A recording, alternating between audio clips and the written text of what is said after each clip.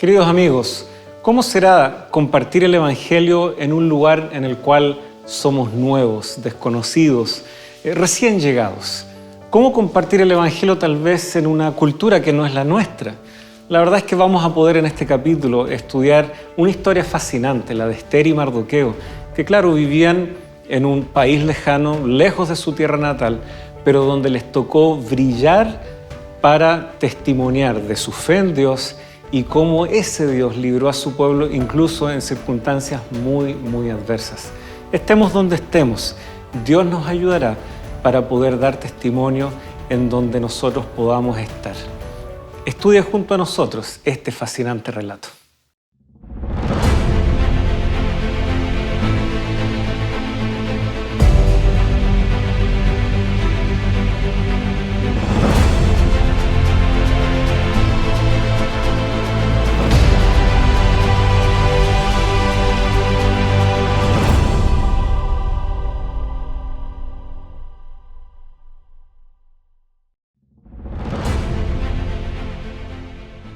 Yo te haré luz para los gentiles, y llevarás mi salvación a los confines de la tierra.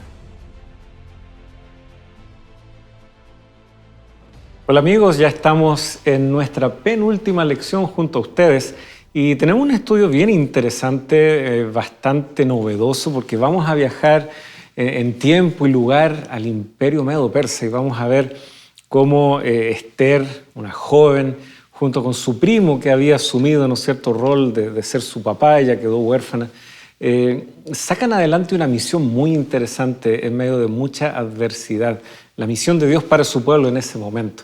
Y como siempre ha estado con nosotros, Pastor Vladimir. Pastor, muchas gracias por contar nuevamente con su presencia aquí.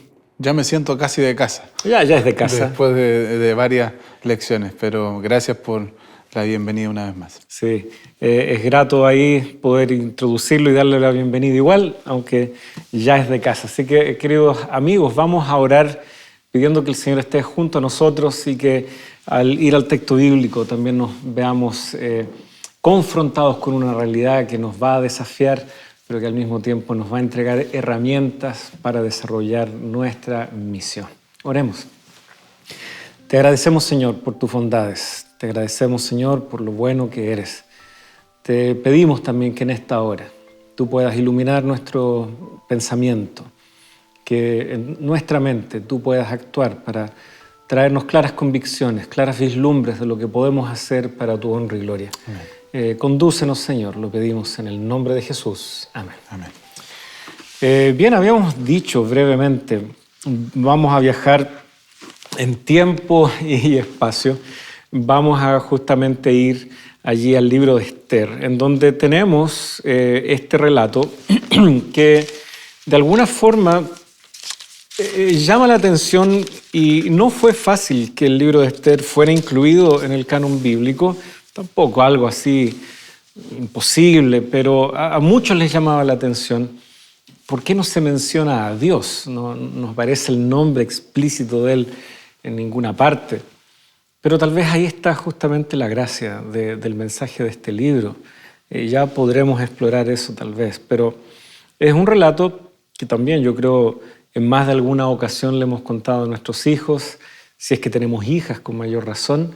Es como la versión bíblica de lo que la cultura ha querido vender como las princesas de una determinada productora, ¿no es cierto?, de películas y cosas. No, esta es la versión legítima, ¿ya?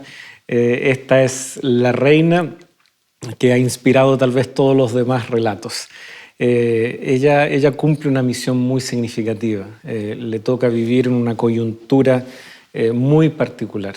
Así que vamos a poder justamente ver, en primer lugar, no siempre fue reina. ¿Quién fue Esther? ¿Cómo llegó a estar ahí?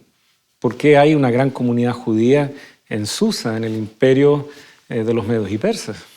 Quizás tenemos que remontarnos a la época babilónica y aquella invasión, ¿cierto?, donde estaba el pueblo de Dios para ser deportados.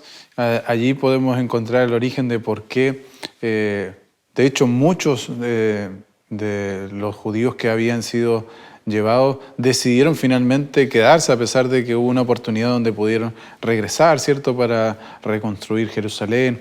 Bueno, esta era, sin lugar a dudas, una dama que quedó allí con su familia y tuvo la mala fortuna de quedar huérfana.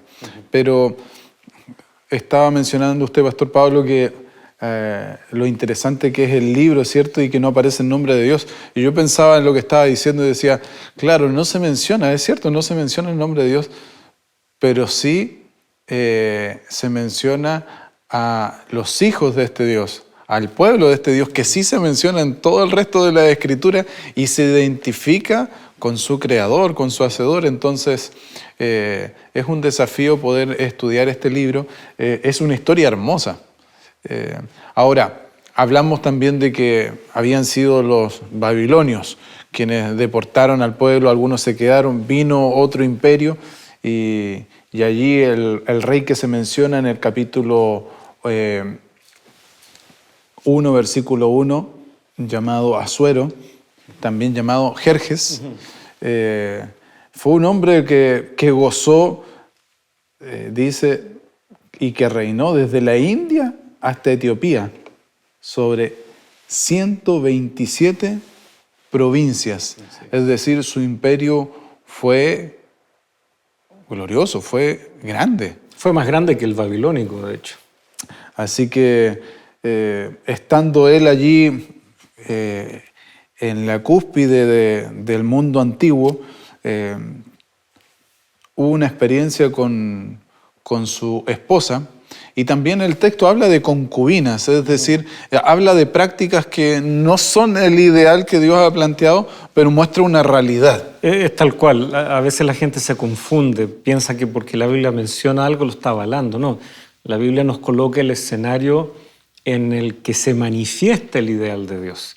Pero ese escenario es tal cual como las costumbres de la época, lo que la gente solía tener como forma de vida y que ellos consideraban normal, lo vamos viendo como contrasta, ¿no es cierto?, con esa intervención de Dios, a través, como tú decías, de quién es el apuesto allí.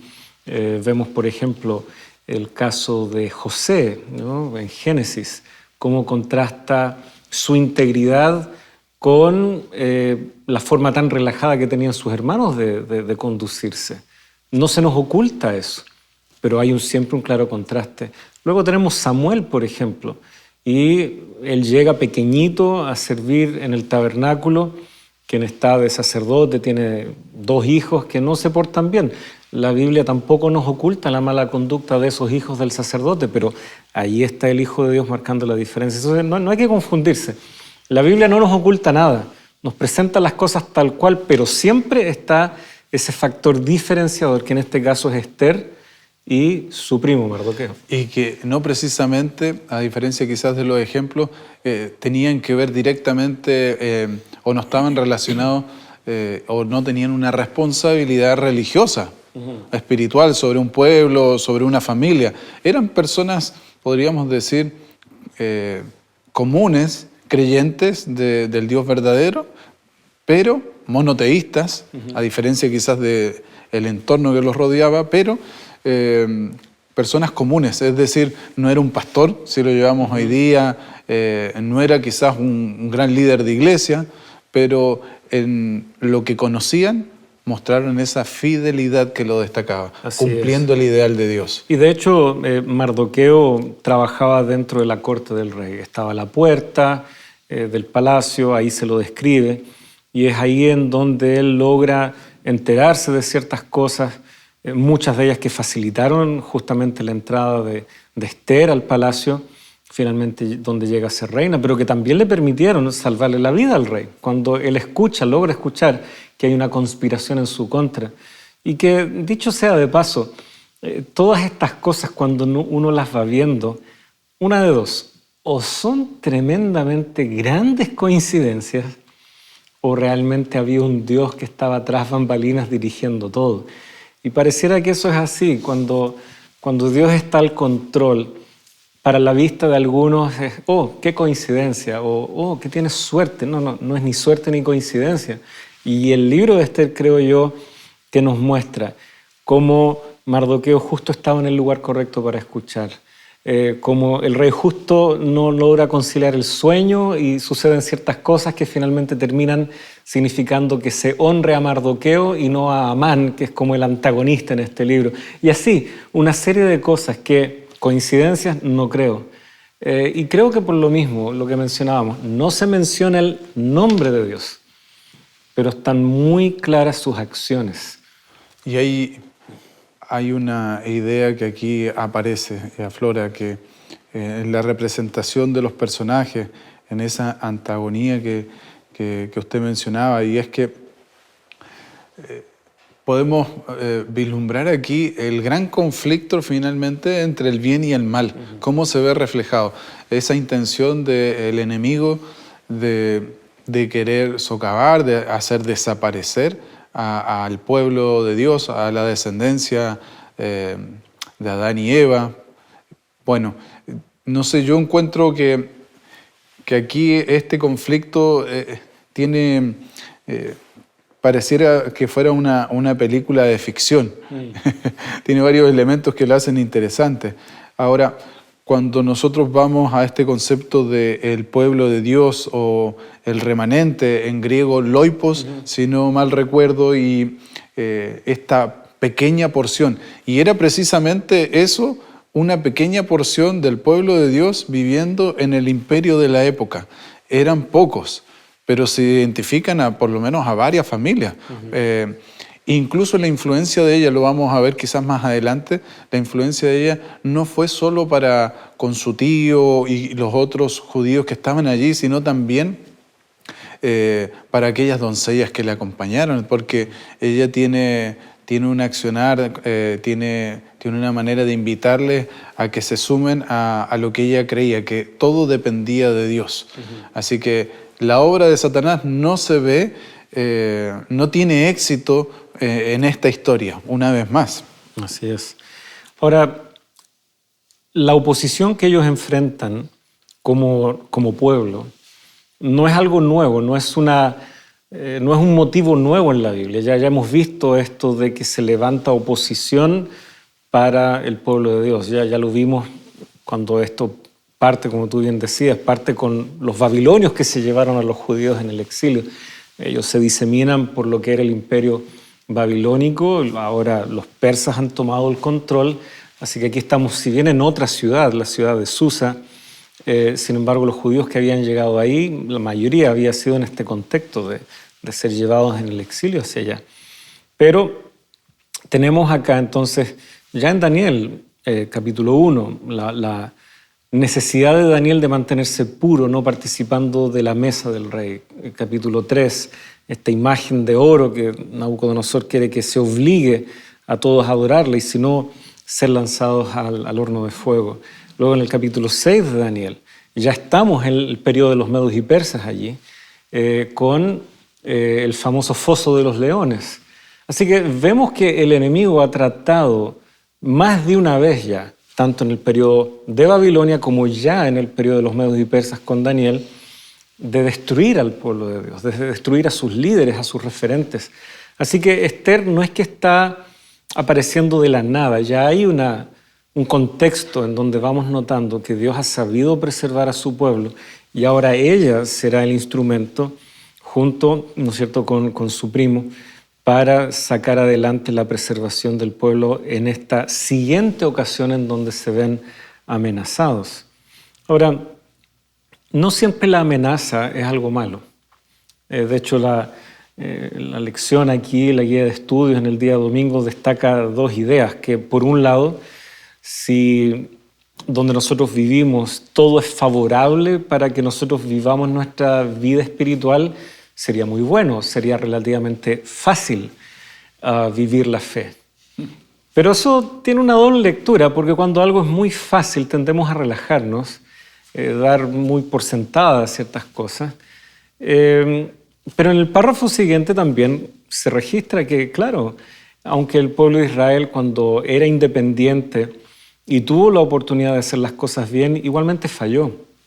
Y hay ciertos estudios respecto a la experiencia o el fenómeno religioso en donde se ha podido verificar que cuando hay oposición o cuando hay muchas manifestaciones de credos religiosos, tiende a fortalecerse la necesidad de diferenciarse, de reconocer que no da lo mismo en qué creo o no da lo mismo finalmente elegir entre una opción o otra. No, yo veo que se torna más necesario todavía saber en qué creo, por qué lo creo, las bases de por qué creo lo que creo. Se torna más obvio la necesidad de diferenciarse y mantener una clara convicción. Por lo tanto, el libro de Esther también aborda esto. Es una oposición más, pero vemos que tanto la fe de Esther como de Mardoqueo se ve robustecida al enfrentar esto, y la fe del pueblo también. Creo entender que estas situaciones estresantes y precarias las que vivían ellos en este imperio, si bien estaban al servicio, es decir, estaban próximos, ¿cierto?, a este rey poderoso, pero ellos eran una porción reducida de una nación que era esclava. A eso me refiero con que deben haber vivido muchas situaciones estresantes. Quizá este es el clímax de muchas otras situaciones. Es interesante también observar cómo se resaltan, por otro lado, algunas características de Esther. Yo sé que nos vamos a aproximar prontamente al primer bloque, al cierre del primer bloque, pero me gustaría dejar al menos la idea lanzada allí con algunos textos. Por ejemplo, en el capítulo 2 dice que describe quién era ella, ¿cierto? Versículo 5 en adelante. Desde el versículo 5 en adelante, y quizás desde el 6 dice el cual había sido deportado de Jerusalén con los cautivos que fueron llevados con Jeconías, rey de Judá, en la deportación que hizo Nabucodonosor, rey de Babilonia, y había criado a Hadasa, es decir, a Esther, hija de su tío, porque era huérfana. La joven era hermosa y atractiva. Pastor, usted ya había mencionado que Mardoqueo la había adoptado. Allí termina el versículo 7. Hay otro texto que en esta dinámica de buscar la próxima reina, ¿cierto? Se va entregando, y en el versículo 10 hay una estrategia de aquel que era mayor, de aquel que tenía una experiencia, de aquel que podía quizás leer entre líneas, que podrían llegar a encontrarse con alguna situación complicada en el futuro, principalmente por la fe que tenían. Y porque pertenecían a un pueblo que había sido tomado cautivo. Entonces le dicen: no declares, no digas de dónde eres. Y ella no lo hizo, fue obediente. Otra característica que no aparece escrita así: o Esther era obediente, sí, no, pero se entiende claramente, ¿cierto? Sí. Atendía al consejo allí de sus mayores. Y el versículo 15 dice que cuando llegó el turno de presentarse ante el rey, Esther, hija de Abihail, tío de Mardoqueo, quien la había tomado por hija, ninguna cosa pidió, dice, sino lo que le indicó Hegai, eunuco del rey, guardián de las mujeres. Esther se ganaba el favor de todos los que la veían. Es decir, denota aquí que ella no era caprichosa, porque el jefe ahí de los eunucos le pregunta: ¿y qué más necesitas para sentirte cómoda, a gusto? No pidió nada. Simplemente lo que quedara a criterio de Hegai, el eunuco del rey. Esto causó una buena impresión, ¿ya? No era una joven que quisiera ahora empezar a pedir cosas extravagantes, a hacer sentir que tiene que ser distinta o especial al resto. Eso debe caer por su propio peso, y justamente esto es lo que comienza a ocurrir. No solo este encargado dentro de la corte nota esto especial en ella, sino todos cuantos la veían. La ven una joven sencilla, seguramente, muy hermosa, por cierto, la Biblia no oculta eso, pero como tú señalabas, que ella siguió tal vez esta indicación de su primo, porque en realidad no era lo que estaba en cuestión aquí. ¿ya? Pero podía ser una información que en algún momento marcara una diferencia, y así fue. Y cuando llegó ese momento, como ya veremos, ella no tuvo temor en revelar su identidad, su afiliación religiosa, costara lo que costara. Tú anticipabas, ya se nos estaba acabando el tiempo y efectivamente. Así que vamos a hacer una pequeña pausa, queridos amigos. Vamos a seguir desarrollando un poco algunas de estas circunstancias que también nos permiten ver una misión en un contexto bien particular en el cual también podemos aprender grandes lecciones.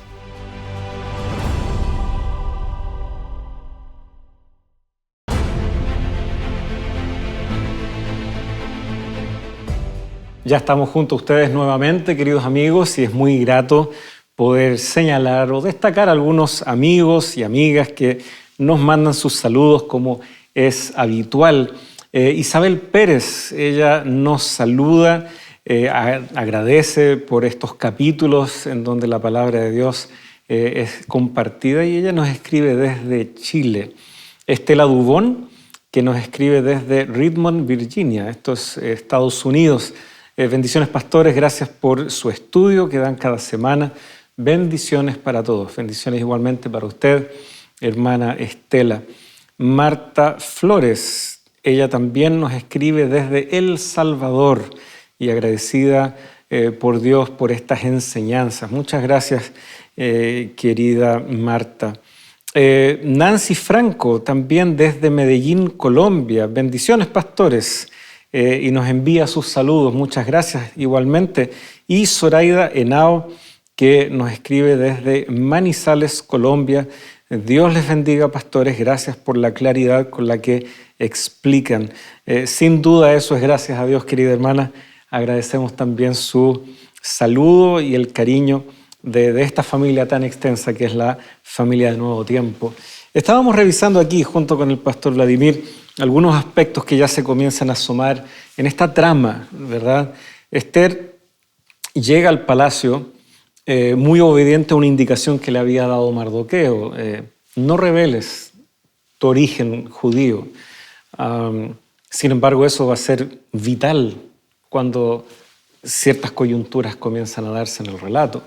Ahora, los judíos no eran la única nación extranjera. Había presencia de más personas. De hecho, el gran antagonista, el gran enemigo, él tampoco era propiamente de los medos y persas. Leemos ahí capítulo 3.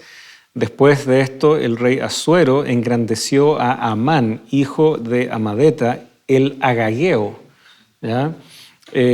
Probablemente por toda la información que se tiene, de hecho la guía de estudios justamente señala, este era un pueblo que antes también tiene sus orígenes allí en Palestina. Por lo tanto, él también era un extranjero, ¿ya? Por decir así, ya su familia llevaba un cierto tiempo.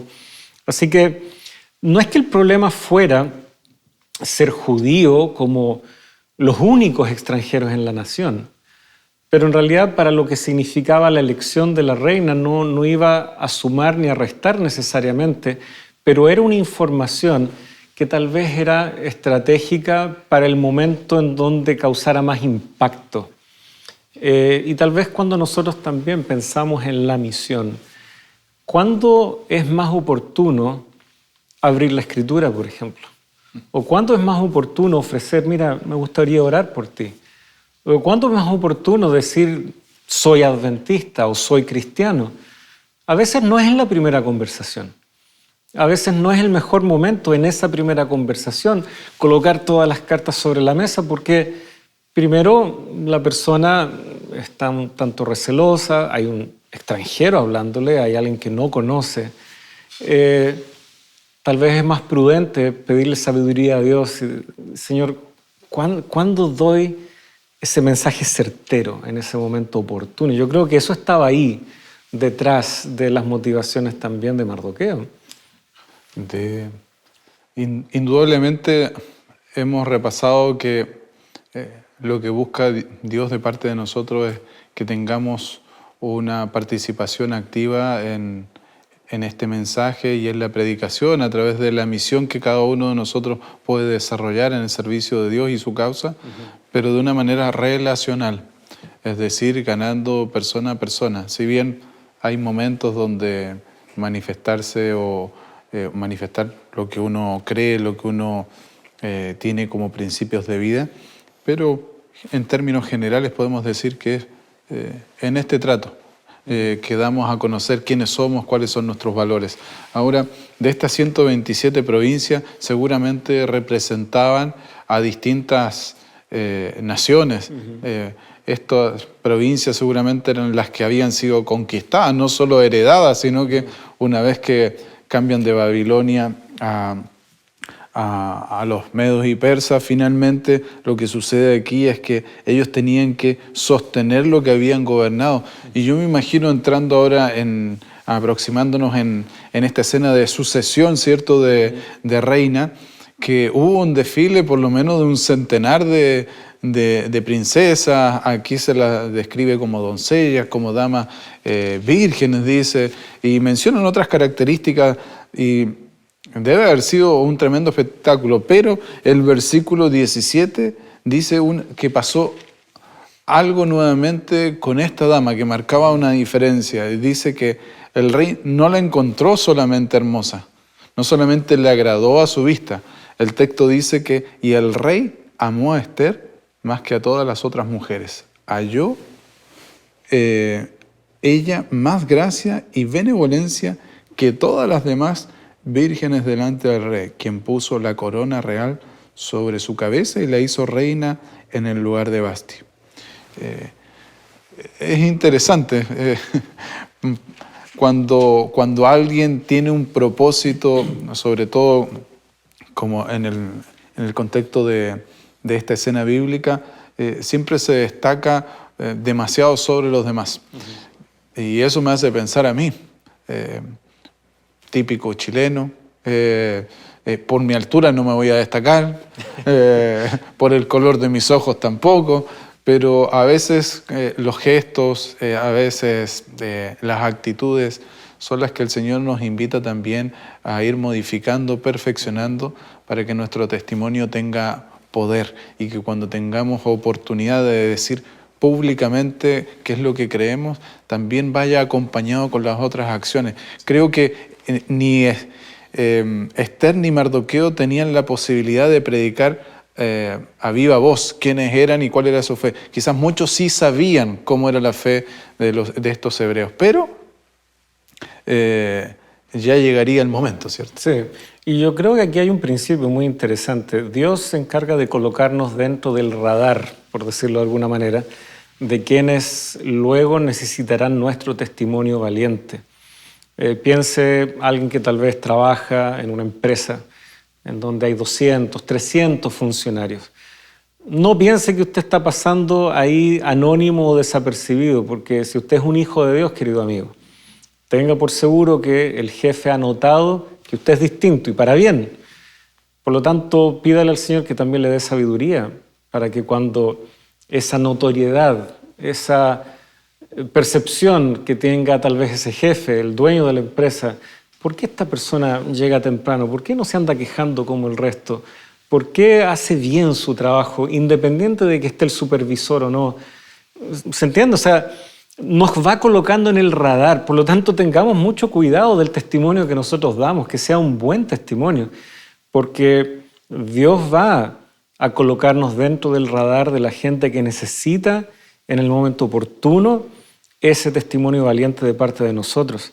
Podemos verlo también con Mardoqueo. El capítulo 3 relata, y por tiempo tal vez vamos a ser más bien selectivos acá, pero Amán, con la investidura que tenía, él recibía una cierta reverencia, ¿no es cierto?, de parte de las demás personas de la corte y tal vez de quienes habitaban la ciudad en general. Fue puesto por sobre todos los demás. Claro. Y ahí algo se anidó en ese corazón. Así es. Y noten ustedes versículo 2 del capítulo 3. Y todos los siervos del rey que estaban a la puerta del rey se inclinaban y se postraban ante Amán, porque así había ordenado el rey en cuanto a él. Pero Mardoqueo ni se inclinaba ni se postraba.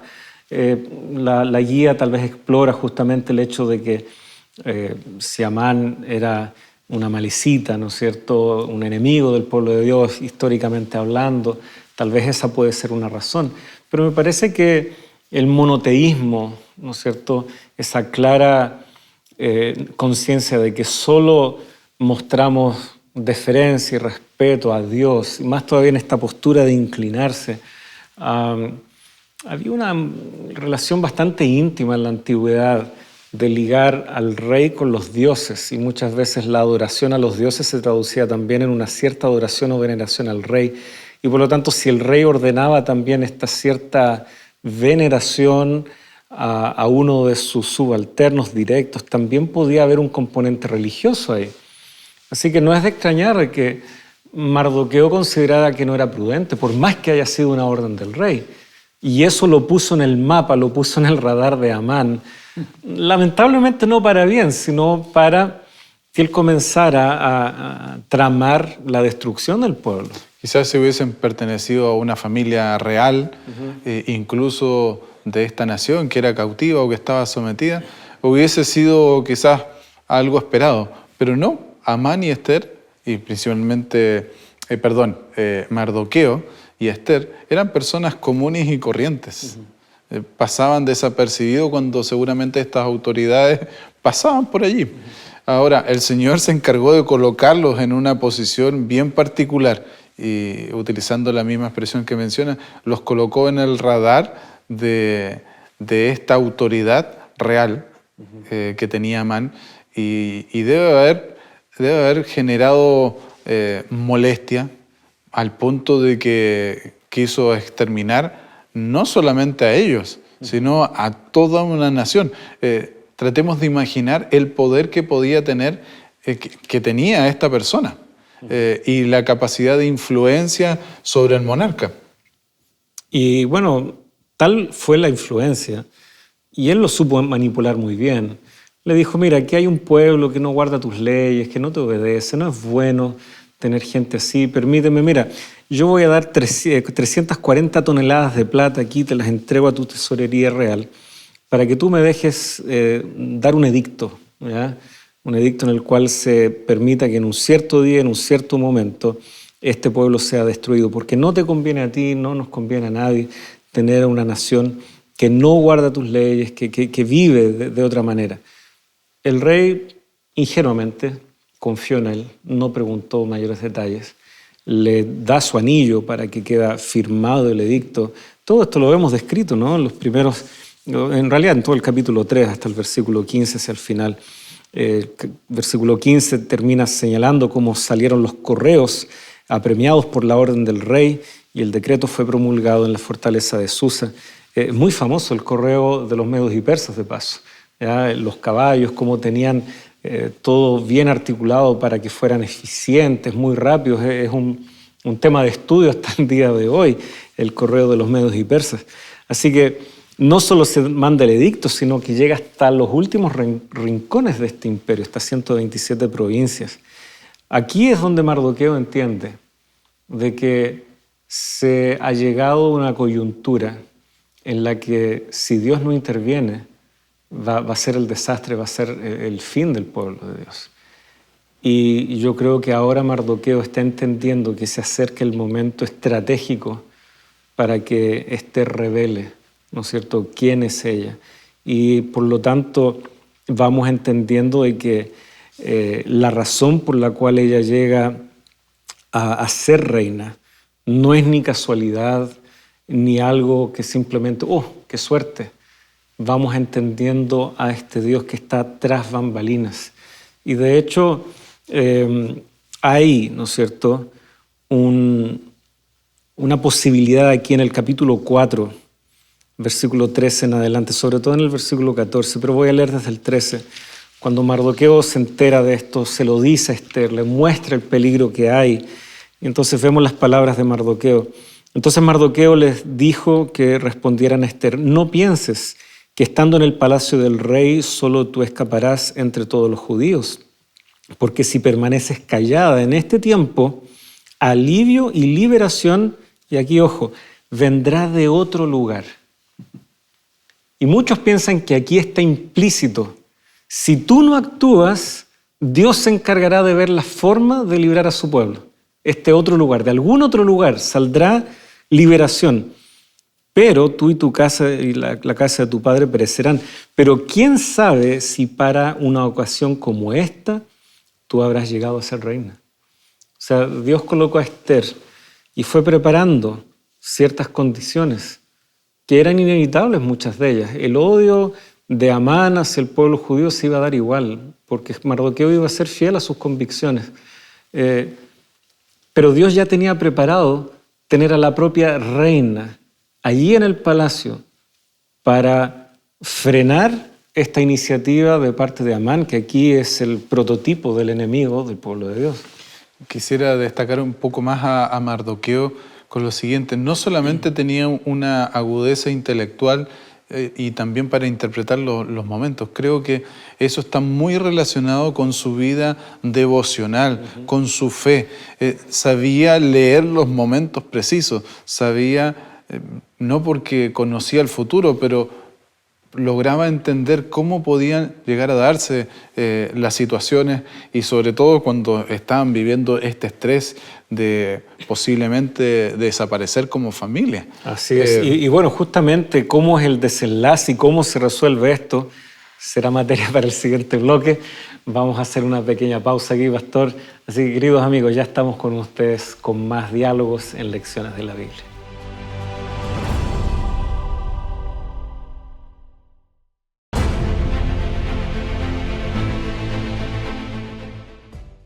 Hola amigos, antes de continuar con el tema de hoy, quizá alguna vez te hayas hecho las siguientes preguntas. ¿Será que Dios existe? ¿Es la Biblia un libro confiable? ¿A dónde vamos después de morir? Si estás buscando respuesta a estas preguntas, hemos preparado la guía de estudio En Busca de la Verdad. A lo largo de sus 15 lecciones encontrarás las enseñanzas de Dios para tu vida. Para solicitarla solo debes escribir al número que está apareciendo en pantalla o también lo puedes hacer ingresando a nuestro sitio web. Que el Señor te bendiga.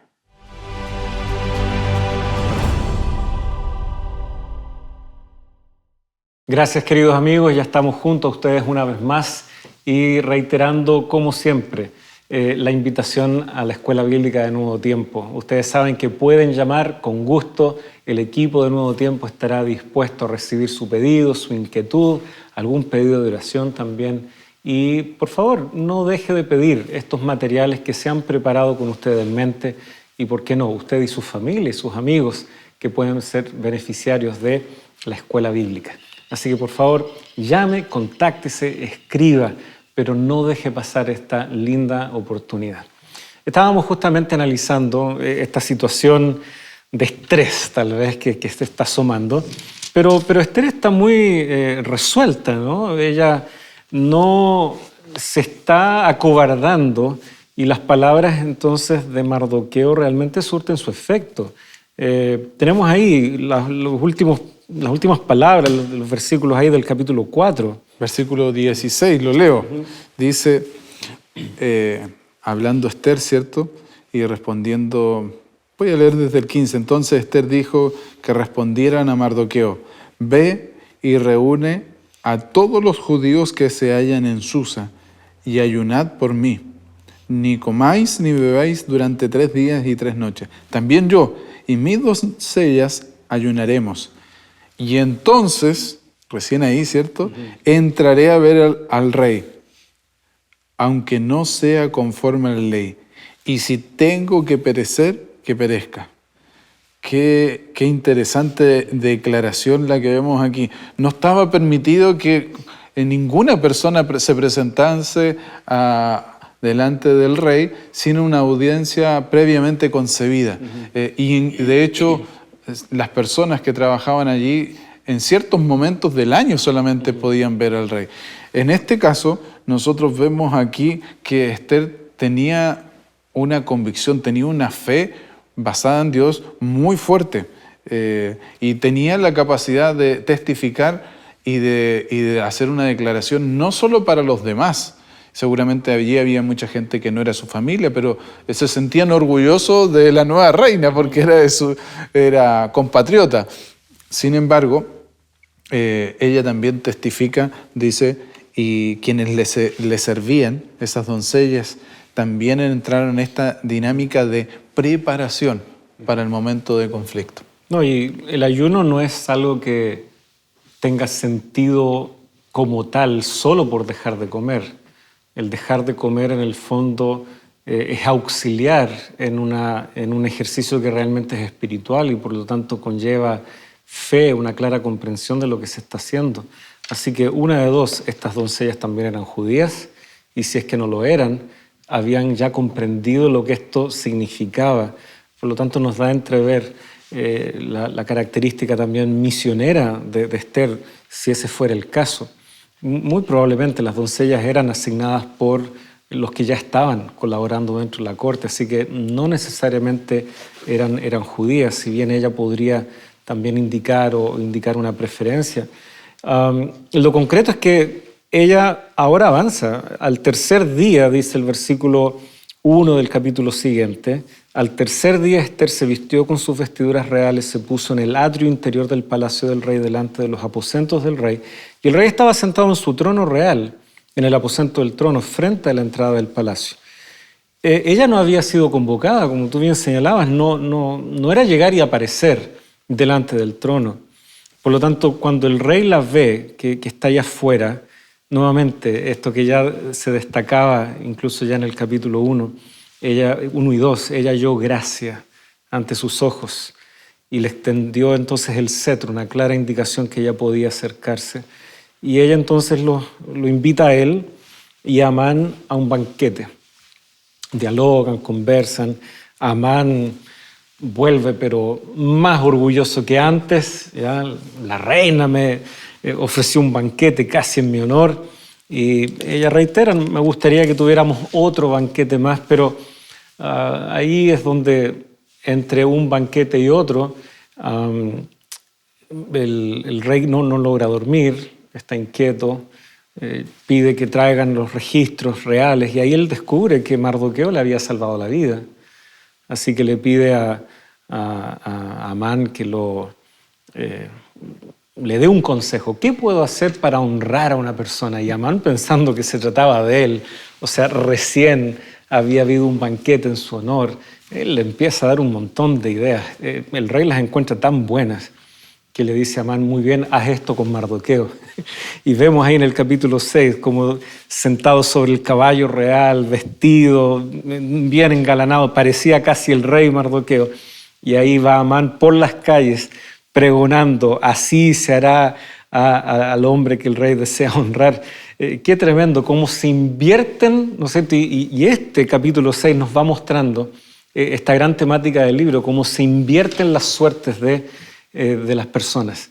Los hijos de Dios que están bajo amenaza y pareciera que todo conspira para su destrucción, sin embargo ahora se comienzan a invertir los roles. Este es el punto de inflexión aquí, entre banquete y banquete ya se empieza a invertir el rol.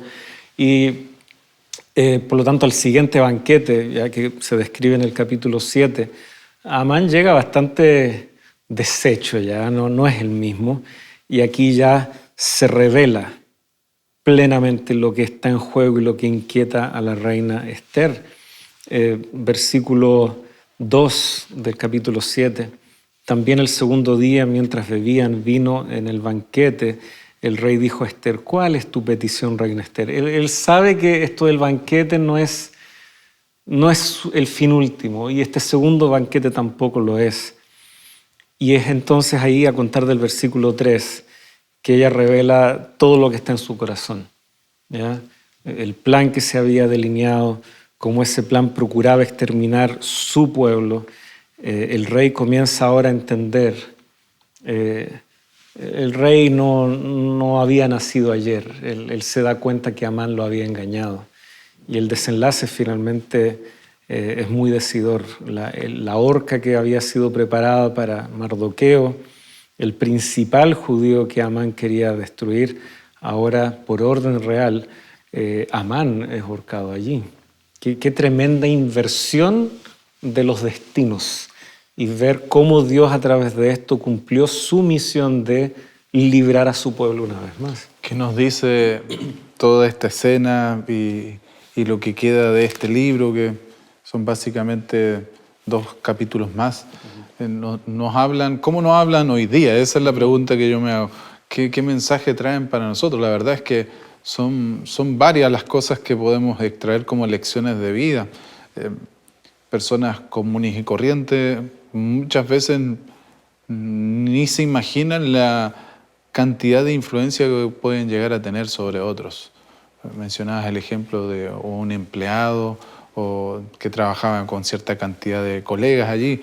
Puede ser alguien que trabaje en el servicio público, en el servicio de salud o en trabajos de distinta naturaleza, pero siempre tenemos un círculo que nos está observando y allí nosotros podemos encontrar mediante esa comunión que debemos sostener con nuestro Padre, no solamente la capacidad de hablar, la capacidad de testificar, de mostrar dónde está nuestra fe, sino que muchas veces mostramos cuán ligados estamos y cuán fieles estamos con Dios a través de este buen testimonio. A mí me llama también la atención que finalmente no solamente ellos dos quedan liberados, no solamente los judíos, y hay una promesa que toman allí, ¿cierto?, acerca de la liberación, de que ese acontecimiento marcó el pueblo de Israel hasta el día de hoy. ¿Cómo se llamaba aquella fiesta de manera especial, quizás? Sí, ya se introduce en el capítulo 3, versículo 7, donde dice: en el mes primero, que es el mes de Nisán, el año 12 del rey Asuero, se echó el pur, es decir, la suerte, delante de Amán para cada día y cada mes hasta el mes 12, que es el mes de Adar. O sea, de aquí viene la fiesta de Purim, ¿ya? Se echó la suerte, Amán bajo lo que le correspondió por suerte le pide esto al rey, se fija una fecha que justamente queda establecida para la destrucción del pueblo, y sin embargo ahora se promulga un edicto paralelo, ¿ya? Este que describe el capítulo 8. No se podía revocar el edicto anterior. Así era la ley de Medos y Persas. De ahí la expresión, ¿no? Esta ley no es de Medos y Persas, decimos a veces, cuando algo puede todavía ajustarse. Pero este edicto le daba el permiso a los judíos para poder defenderse. Y por lo tanto, ustedes ven ahí versículo 9 del capítulo 8 en adelante, así que fueron llamados los escribas del rey en aquel momento, en el mes tercero, es decir, el mes de Siván, en el día 23, y conforme a todo lo que ordenó Mardoqueo, se escribió a los judíos, a los sátrapas y a los gobernadores y a los príncipes de las provincias que se extendían desde la India hasta Etiopía, las 120 provincias, ¿ya? Llega la orden que les daba el derecho de reunirse, dice el versículo 11, y defender su vida y destruir y de matar y exterminar al ejército de aquel pueblo o provincia que los atacara. Y mucho se señala que ahí, versículo 12, en ese mismo día, en todas las provincias del rey Asuero, el día 13 del mes 12, es decir, el mes de Adar, eso justamente se ejecutó. Hubo algunos que quisieron destruir, pero ellos se defendieron, e incluso se señala de que muchos se pasaron de parte de los judíos, pasaron a formar parte del pueblo, y desde allí entonces se describe esto con mayor detalle en el capítulo 9, y queda finalmente establecida la fiesta de Purim, ¿ya? Versículos 16 en adelante del capítulo 9. Algunos fueron muertos de parte de los judíos. Mataron, dice el versículo 16 del capítulo 9, a 75,000 de los que los odiaban, ¿ya? Pero no echaron mano de sus bienes. O sea, fue una vindicación del pueblo de Dios. Y a veces nos cuesta entender que en estos relatos antiguos hayan batallas, hayan elementos, ¿no es cierto?, en donde hay matanzas de por medio.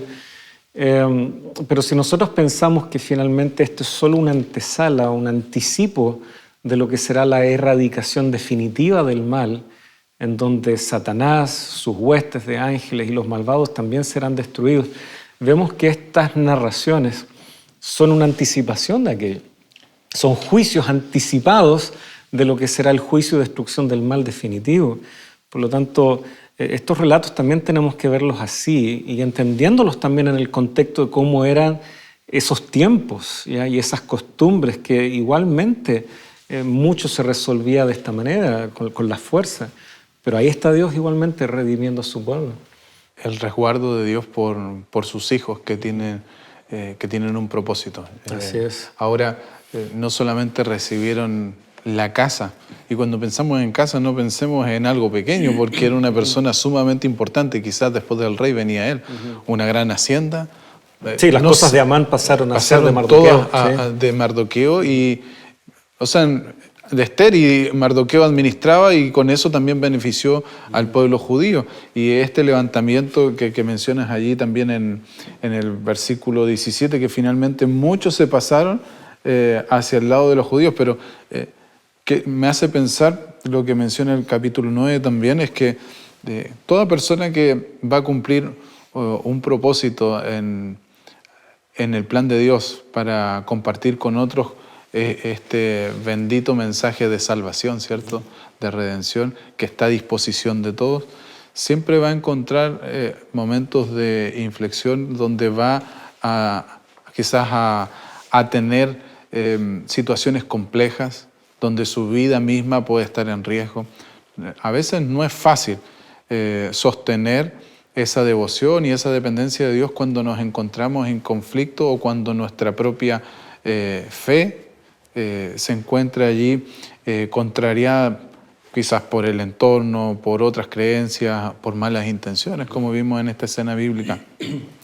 Es un tremendo desafío que nos presenta también la guía de estudio durante estos días, y es que no siempre oramos por aquellos que están desfavorecidos. No siempre nos acordamos de aquellos que comparten nuestra fe y no tienen la instancia ni la libertad para compartir de Jesús. Se nos invita, de hecho, a tener momentos de oración. ¿Por qué no apartar? Y una de estas ideas era apartar por lo menos un sábado al mes y orar por aquellas personas que están sufriendo persecución. La verdad es que nosotros tenemos la libertad y las posibilidades de compartir que Cristo es el Redentor de todos nosotros, que su propósito es salvar a todos, pero también a través de nuestras oraciones podemos ser partícipes de la misión al interceder por aquellos que están en situaciones más complejas. Te quiero invitar para que podamos orar. Pastor, oremos por aquellas personas que están en situaciones adversas, pero que sin embargo el Señor los sigue usando para ser pregoneros de la verdad. Así es. Querido Padre, gracias por enseñarnos a través de la dependencia, de esa fe inquebrantable, de la valentía de Esther y aprender, Señor, de las características de este carácter que finalmente la distinguían sobre los demás. Ayúdanos con tu poder, con tu ayuda a mantener estas características que permiten y facilitan la entrega de un mensaje en este tiempo. Ayúdanos también a tener aquellas características de Mardoqueo que nos permita distinguir los tiempos en los que vivimos, los peligros muchas veces en los que podamos estar entrampados, para tomar decisiones acertadas y para hacer provisión, Señor, también para la predicación del Evangelio. Agradecemos todo en esta hora, en el nombre de Jesús. Amén. Amén. Muchas gracias, Pastor. Ha sido, ¿no es cierto?, como dijimos, un viaje en tiempo y lugar al imperio medo-persa. Gracias, amigos. Espero que estas lecciones dejen en nosotros una mejor y más clara motivación. Y nos veremos en el próximo y último capítulo de esta temporada en Lecciones de la Biblia.